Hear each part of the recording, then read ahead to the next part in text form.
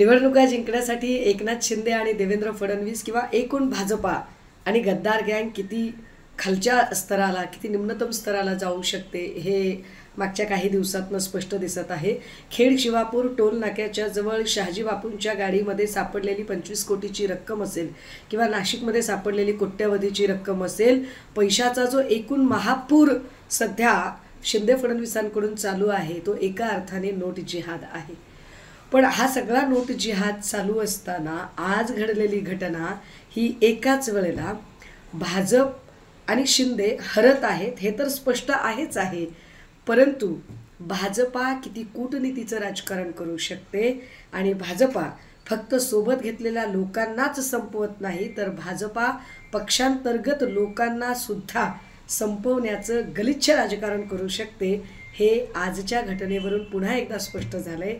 काल सन्माननीय नेते राहुलजी यांच्या पत्रकार परिषदेनंतर त्याचं स्पष्टीकरण देण्यासाठी विनोद तावडेंनी उत्तरादाखल पत्रकार परिषद घेणं किंवा आज नेमकं पैसे वाटतानाच्या त्या सगळ्या घटनेमध्ये विनोद तावडेंनीच सापडणं आणि विनोद तावडेंची माहिती मला भाजपनेच दिली असं हितेंद्र ठाकूरांनी म्हणणं, हे सगळं जर एकूण बघितलं तर देवेंद्र फडणवीसांनी अजून एक मराठा नेतृत्व संपवले आहे. भाजपाच्या या एकूण नोट जिहादने तावडेंच्या आयुष्याचा पार विनोद करून टाकलेला आहे. देवेंद्रजी खुश तो बहुत हो गया. मुख्यमंत्री पदाच्या शर्यतीतला एक एक माणूस तुम्ही संपवत आणलात. आधी एकनाथ खडसे, मग पंकजा मुंडे, आता विनोद तावडे.